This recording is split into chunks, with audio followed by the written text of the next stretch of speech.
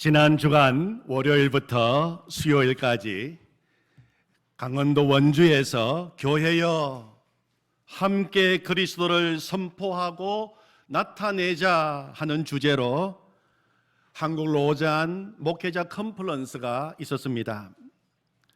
올 9월 인천에서 열리는 제4차 로잔 대회를 앞두고 한국 목회자들이 먼저 모여서 말씀을 나누고 기도하는 시간을 가졌습니다.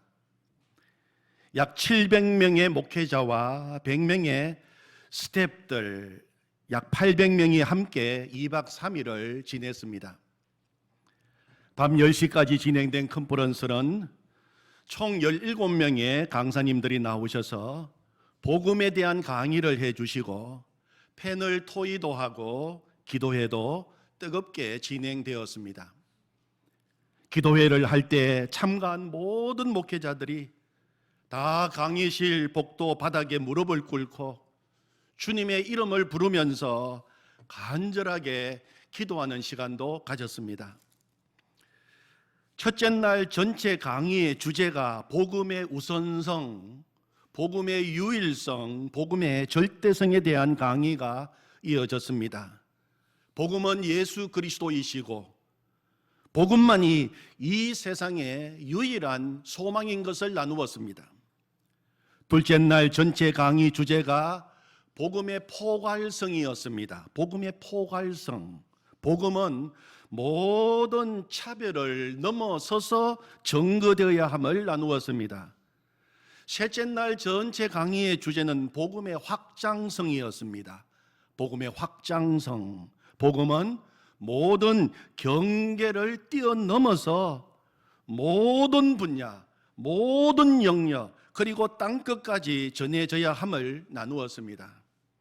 복음의 유일성, 복음의 포괄성, 복음의 확장성에 대한 강의를 들으면서 그리스도께서 다시 오실 때까지 온전한 복음을 온 세계가 함께, 온 세상 모든 교회, 온전한 복음을 온 교회가 함께 온 세상 모든 사람들에게 전해야 하는 사명을 다시 한 번 더 다짐하는 시간이 되었습니다.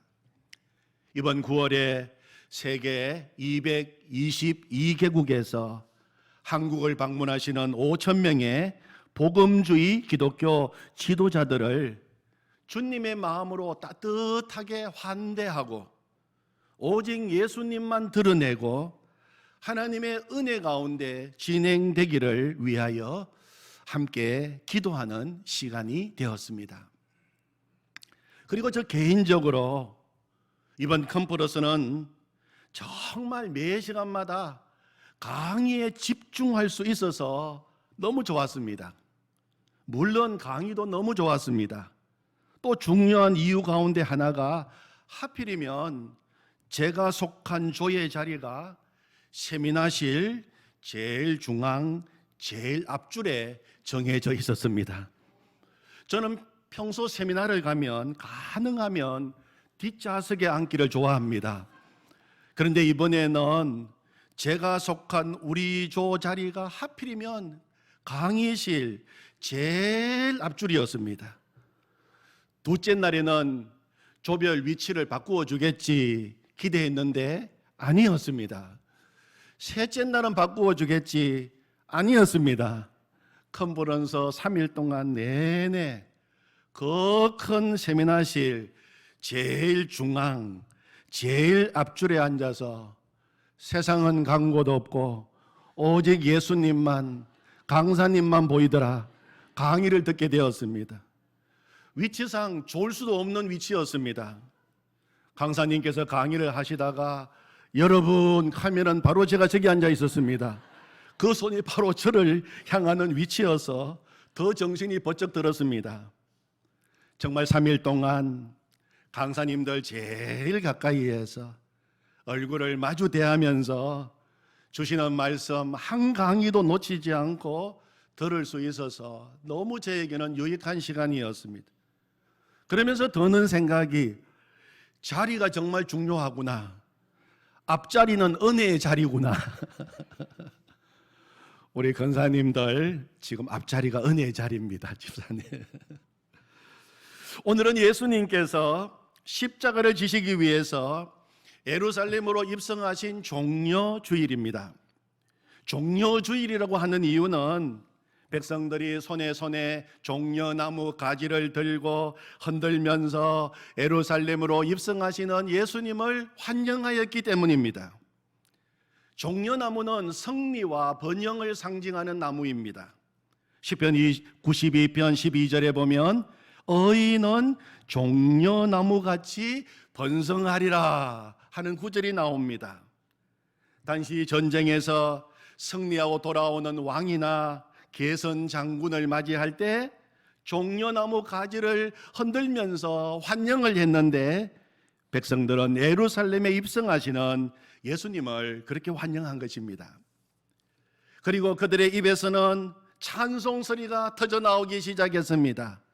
요한복음 12장 13절에 보면 종려나무 가지를 가지고 맞으러 나가 외치되 호산나 찬송하리로다 주의 이름으로 오시는 이 곧 이스라엘의 왕이시여 하더라. 그렇게 찬양했어요. 호산나, 이 말의 뜻은 구하옵나니 이제 구원하소서, 지금 구원하소서, 우리를 구원하소서. 그 뜻이 바로 호산나입니다. 그들은 종려나무 가지를 흔들며 호산나를 외치며 예수님을 그들을 구원해 줄 이스라엘 왕으로 불렀던 것입니다. 당시 이스라엘 백성들은 왕을 기다리고 있었습니다. 이스라엘을 로마 식민지에서 해방시킬 구원자를 기다리고 있었습니다. 정치적인 왕을 기다리고 있었던 것입니다. 그러나 예수님은 그들이 기대한 왕의 모습과는 너무나 거리가 멀었습니다. 예루살렘으로 입성하시는 예수님은 어린 나귀 새끼를 타고 오셨어요. 이스라엘 백성들이 원하는 그런 정치적인 해방의 왕이라고 한다면 전쟁에서 승리하고 돌아오는 개선 장군처럼 병거를 타고 백마를 타고 화려한 모습으로 입성하셔야 했습니다. 그러나 예수님은 어린 나귀 새끼를 타고 오신 것입니다. 이것은 구약의 예언의 말씀을 이루기 위함이었습니다.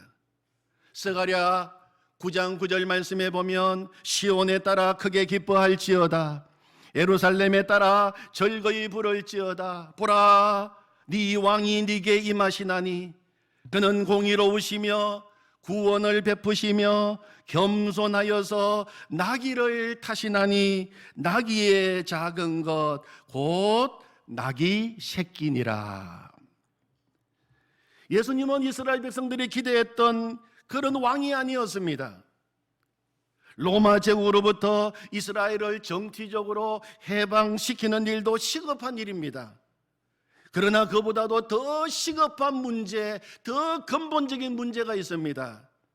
그것은 온 인류를 죄와 사망으로부터 해방시키기 위해서 이 땅에 오신 것입니다. 죽음으로 인류를 억압하고 있는 마귀의 모든 권세를 멸하시기 위하여, 사탄의 왕국을 무너뜨리기 위하여 예수님은 이 땅에 오신 왕이십니다. 사랑하는 성도 여러분, 오늘은 종려주일입니다. 예수님이 만왕의 왕으로 오신 것을 믿으십니까? 아멘. 그런데 우리가 예수님을 왕으로 환영하고 믿되 바로 알고 바로 믿어야 됩니다. 이스라엘 백성들을 보십시오. 그들도 예수님을 왕으로 환영했습니다. 그러나 그들은 예루살렘으로 입성하시는 예수님을 정치적인 왕으로, 그들을 로마의 억압으로부터 해방시켜 줄 왕이 되기를 원했습니다. 그래서 종려나무 가지를 흔들며 환영했던 것입니다. 그러나 예수님이 자신들이 원하는 그런 왕이 아닌 것을 확인하게 되자 불과 며칠이 안 되어 이제는 예수님을 십자가 못 박아 죽이라고 소리친 것입니다. 그러므로 우리는 예수님을 바로 알아야 됩니다. 우리는 예수님을 바로 믿어야 됩니다. 그렇지 않으면 우리들은 얼마든지 다시 예수님을 십자가에 못 박을 수 있기 때문입니다. 오늘 본문 읽은 본문 중에서 사도행전 5장 30절부터 32절에서는 베드로와 사도들이 외친 예수 그리스도 복음의 핵심이 나오고 있습니다. 다시 여러분 30절 이하의 말씀을 한번 보시기를 바랍니다.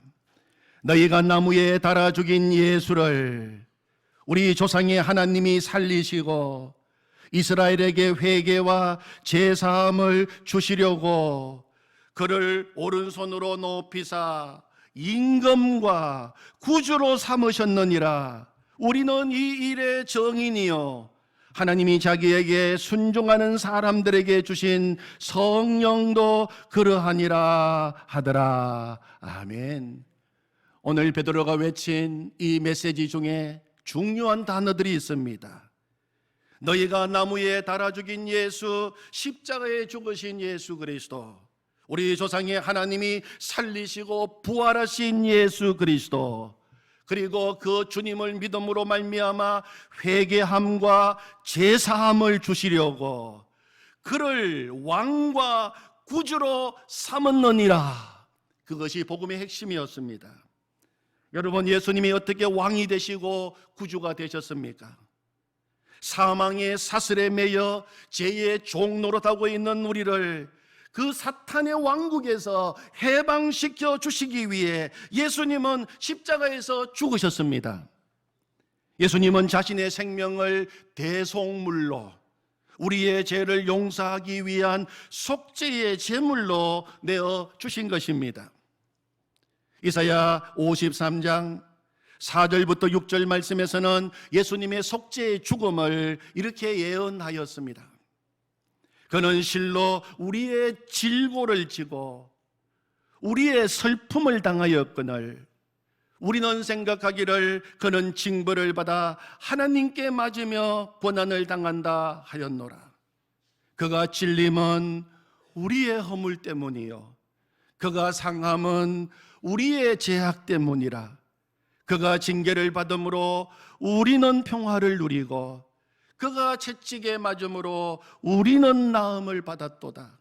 우리는 다 양 같아서 그로 행하여 각기 제 길로 갔거늘 여호와께서는 우리 모두의 죄악을 그에게 담당시키셨도다. 아멘.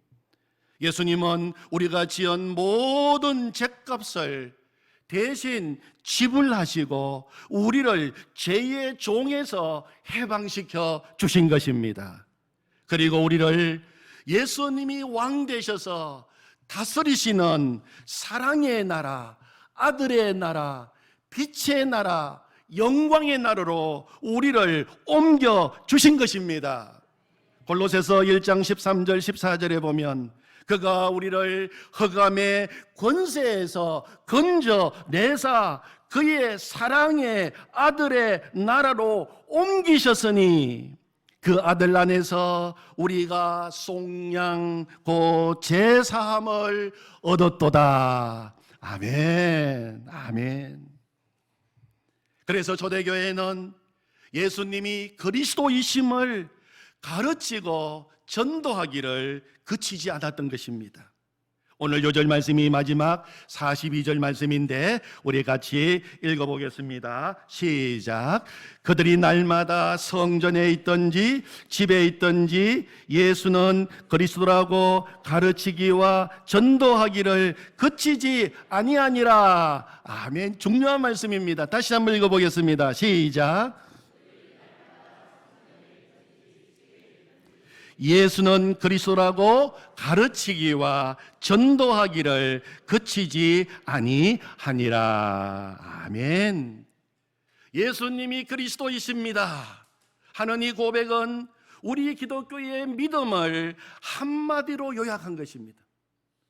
베드로가 주는 그리스도시요 살아계신 하나님의 아들이십니다. 주님은 그리스도이십니다. 그 고백을 했을 때 우리 예수님께서는 베드로야 너의 고백 그 위에 내가 내 교회를 세우리라 말씀하셨습니다. 그러므로 예수님은 그리스도이십니다. 이 고백은 우리 교회의 기초인 것입니다. 그리스도라고 하는 말은 기름 부음 받은 자라고 하는 뜻을 가지고 있습니다. 기름 부음을 받은 자가 그리스도입니다. 구약에 보면 중요한 새 직분을 세울 때, 새 직분의 사람을 세울 때 기름을 부었습니다. 제사장을 세울 때 기름을 부었습니다. 왕을 세울 때 기름을 부었습니다. 선지자를 세울 때 기름을 부었습니다. 그러므로 예수님이 그리스도이십니다 하는 이 고백 속에는 예수님은 제사장이십니다. 예수님은 왕이십니다. 예수님은 선지자이십니다 하는 고백이 그 속에 포함되어 있는 것입니다. 첫 번째로 예수님은 제사장이십니다. 제사장은 백성들의 모든 죄를, 백성들을 대신하여 하나님 앞에 가지고 나가 그 문제를 해결하는 사람이 제사장입니다. 예수님은 그리스도라고 하는 이 고백은 예수님은 우리의 나의 대제사장이 되셔서 나의 모든 죄, 우리의 모든 죄를 완전히 단번에 다 해결하셨습니다 하는 고백인 것입니다. 여러분, 그러므로 예수님을 그리스도라고 고백하는 사람은 제사함의 그 확신과 기쁨 속에서 날마다 살아갈 수 있는 것입니다. 예수님을 그리스도라고 고백하면서도 여전히 죄책감과 정죄감에서 살아가고 있다면 아직도 예수님이 누구신지를 모르고 있는 것입니다. 예수님은 그리스도이십니다. 예수님은 우리의 죄 문제를 완전히 해결해 주셨습니다. 예수님은 우리를 거룩한 하나님의 자녀로 삼아 주셨습니다. 그러므로 예수님을 그리스도라고 고백하는 사람은 더 이상 죄책감에 사로잡힐 필요가 없는 것입니다. 정죄감에 사로잡혀서는 안 되는 것입니다. 원수 마귀의 고소를 들어서는 안 되는 것입니다. 하나님이 우리를 의롭다고 말하시는데 누가 우리를 정죄할 수 있겠습니까? 그 제사함과 그 제사함의 기쁨 속에서 살아갈 수 있도록 하기 위하여 예수님이 우리에게 허락하신 것이 바로 이 성찬인 것입니다. 예수님께서는 제자들과 마지막 만찬을 잡수시던 자리에서 떡을 나누어 주셨습니다. 이것은 내 몸이라고 말씀하셨습니다. 이것을 받아 먹으라고 말씀하셨습니다. 그리고 또 잔을 나누어 주셨습니다. 이것은 제사함을 얻게 하려고 많은 사람을 위하여 흘리는 바 나의 피 곧 언약의 피라고 말씀하시고 받아 마시라고 말씀하셨습니다. 성찬을 제정해 주신 것입니다. 성찬식은 예수님을 그리스도라고 고백하는 사람들이 참여하는 예식입니다. 예수님이 내어주신 몸으로, 예수님이 흘리신 피로 우리의 모든 죄, 나의 모든 죄가 다 용서받았다는 그 믿음으로 받아들이고 고백하는 예식이 성찬인 것입니다. 두 번째로 예수님은 왕이십니다. 예수님이 그리스도라고 하는 고백은 예수님은 나의 왕이시라고 하는 고백인 것입니다. 예수님은 왕으로 이 땅에 오셨습니다.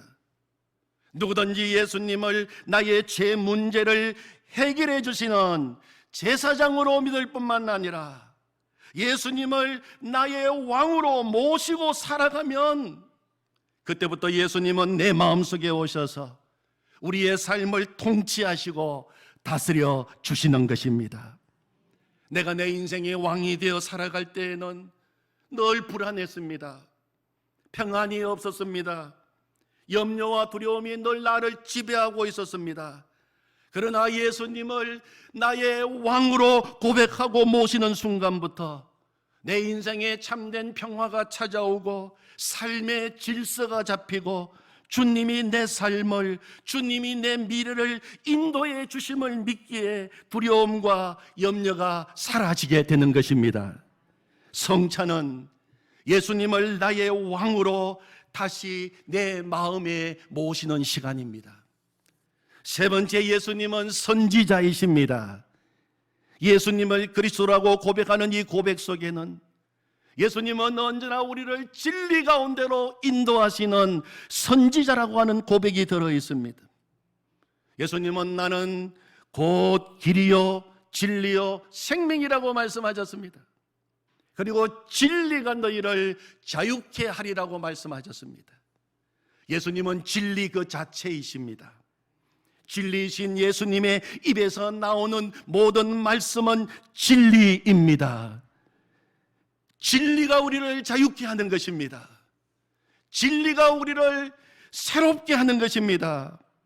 예수님을 그리스도로 고백하는 사람은 이제 진리이신 예수님 입에서 나오는 그 말씀 가감없이 아멘입니다, 그대로 받겠습니다, 말씀에 온전히 순종하겠습니다, 그 말씀대로 살겠습니다 하는 결단이 들어있는 것입니다.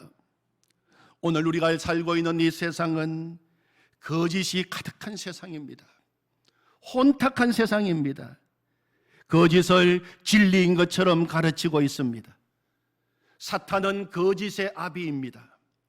거짓 뒤에는 언제나 사탄이 있습니다. 유물론, 무신론, 진화론에 근거하여 하나님의 창조 질서를 거역하는 온갖 악한 사상들 배후에는 사탄의 거짓말이 있습니다. 신천지를 비롯한 수많은 이단들 배후에는 사람들을 미혹하게 하는 거짓의 영이 역사하고 있는 것입니다. 그러므로 예수님을 그리스도 나의 주라고 고백하는 사람에게는 진리이신 예수님께서 모든 거짓을 분별할 수 있는 눈을 열어주시는 것입니다. 오늘 이 시대를 살아가는 우리 성도들에게 진짜 필요한 믿음은, 다시 고백해야 할 믿음은 예수님은 그리스도이십니다 하는 이 고백입니다. 사랑하는 성도 여러분, 이 시간 우리 함께 선포하기를 원합니다. 우리 함께 선포하십시다. 예수님은 그리스도이십니다. 예수님은 그리스도이십니다. 예수님은 그리스도이십니다. 아멘, 아멘. 하나님 아버지 은혜를 감사합니다. 하나님, 예수님은 그리스도이십니다. 하나님, 이 고백을 선포하게 하시니 감사합니다. 예수님은 나의 죄 문제를 단번에 완전히 모두 깨끗하게 해결해 주신 제사장이십니다. 그러므로 이제 죄책감과 정죄감에서 살지 않겠습니다. 하나님의 자녀된 빛의 아들로서 살아가겠습니다. 예수님은 왕이십니다. 이제 왕이신 예수님, 내 마음에 오시옵소서. 나를 온전히 다스리시고 통치하여 주시옵소서.